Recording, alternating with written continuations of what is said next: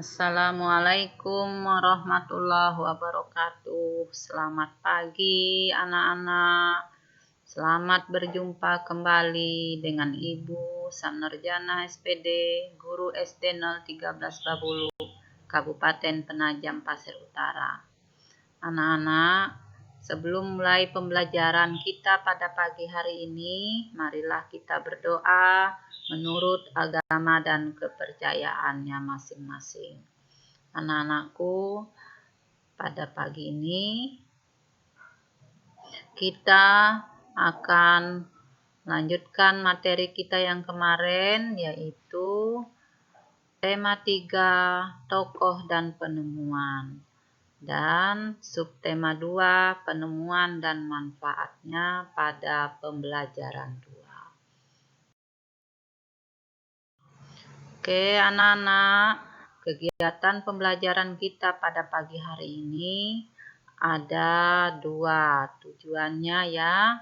1, menganalisis pelaksanaan kewajiban. Mohon maaf tulisannya kurang ya.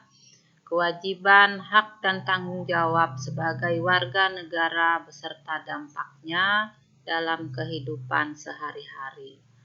2, memahami interval nada. Oke anak-anak, nah sekarang ya kita lihat pada gambar.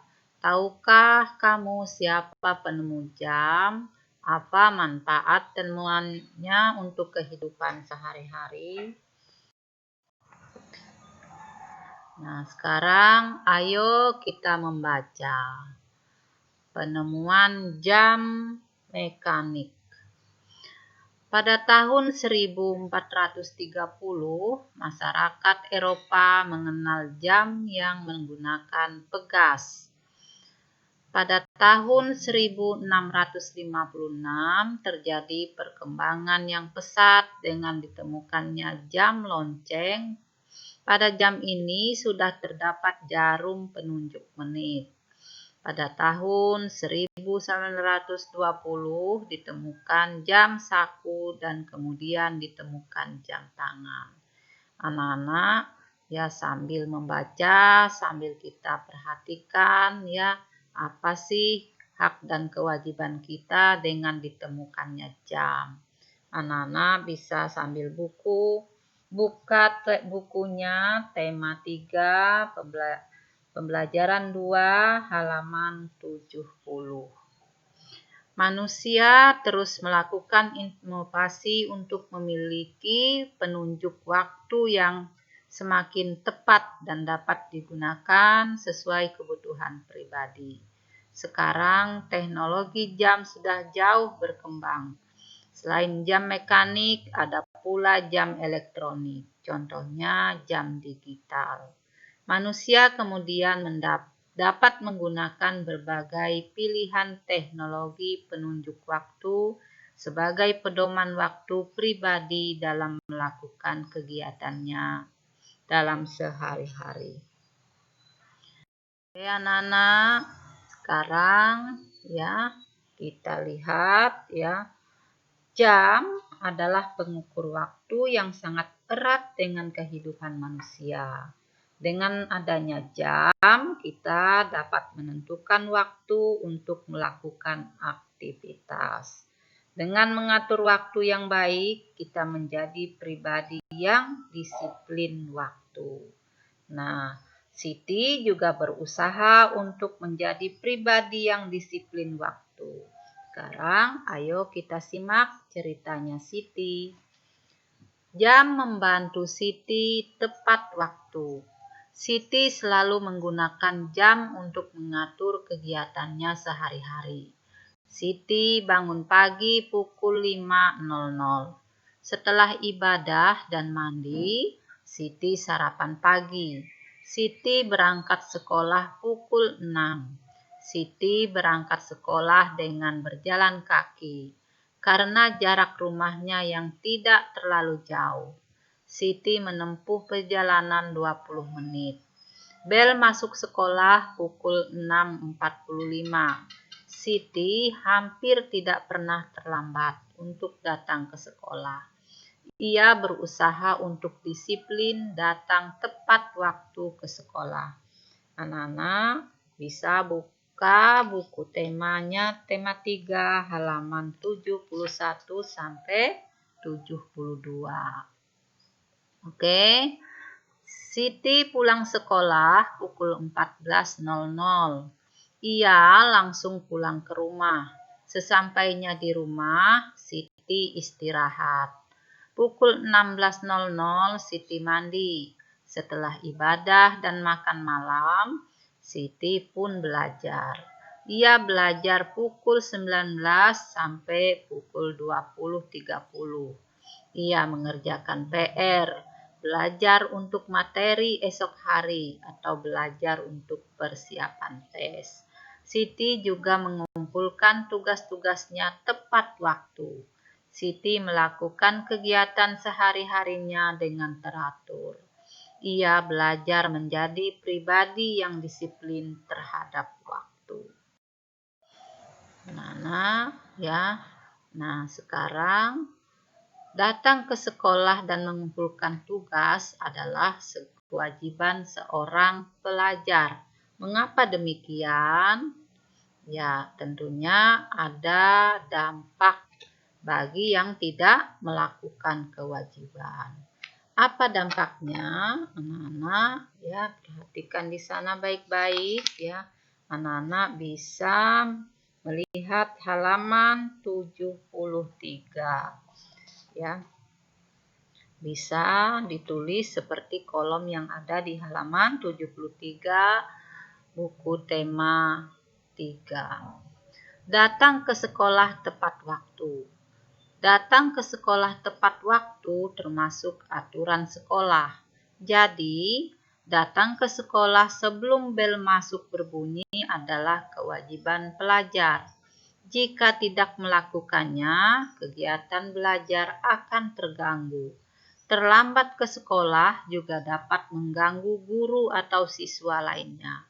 Perilaku ini akan merugikan diri sendiri. Nah, sekarang mengumpulkan tugas tepat waktu. Tugas sekolah biasanya diberikan oleh guru untuk meningkatkan keterampilan kita. Melaksanakan perintah guru merupakan kewajiban pelajar. Jika tidak melakukannya, kegiatan belajar akan terhambat. Tugas juga akan menumpuk. Perilaku ini akan merugikan diri sendiri dan teman jika merupakan tugas kelompok. Jadi, bagi anak-anak yang mengerjakan tugas tepat waktu adalah menjadi kebiasaan yang baik. Tetapi jika tidak mengumpul tugas, ya, itu adalah dapat merugikan terutama sekali untuk dirinya sendiri. Ya. Nah, anak-anak, sekarang kita perhatikan kewajiban kita sehari-hari. Apa kewajiban kita sehari-hari? Ya, ada kewajiban di rumah, ada kewajiban di sekolah, dan ada kewajiban di masyarakat. Kewajiban itu harus bisa dipertanggungjawabkan. Kewajiban di rumah, menghormati orang tua, merapikan mainan setelah dipakai, menjaga kebersihan rumah, mematikan peralatan listrik setelah digunakan, merapikan tempat tidur setelah bangun. Nah, kewajiban di sekolah, menaati aturan di sekolah, memperhatikan guru yang sedang mengajar, melaksanakan piket kelas, ikut menanggung biaya penyelenggaraan pendidikan, membaca di perpustakaan dengan tenang. Kemudian kewajiban di masyarakat, menjaga fasilitas umum, mengikuti kerja bakti di lingkungan, mengikuti jam belajar masyarakat, menggunakan fasilitas umum dengan bijak, membuang sampah di tempatnya. Anak-anak, fasilitas umum itu apa saja? Ya, misalnya kantor-kantor, ya, taman, taman kota misalnya, ya, tempat hiburan, ya, atau posyandu, ya, lapangan voli, lapangan bola, kemudian masjid, musola, gereja, pura, itu adalah contoh tempat fasilitas umum yang harus kita jaga, ya, kebersihan dan keindahannya. Anak-anak, sekarang ya kita akan masuk ke materi SPDP, yaitu tentang interval nada. Seperti yang kemarin sudah Ibu jelaskan, sekarang adalah cara menyanyinya. Nah, ada hal yang perlu diperhatikan saat menyanyi. Yang pertama adalah sikap tubuh. Saat bernyanyi, kita harus memperhatikan sikap tubuh. Tubuh sebaiknya tegak dan rileks. Posisi kaki tidak ditekuk, wajah tegak ke depan, dan pandangan mata lurus ke depan. Pengucapan. Kita juga harus memperhatikan pengucapan saat bernyanyi.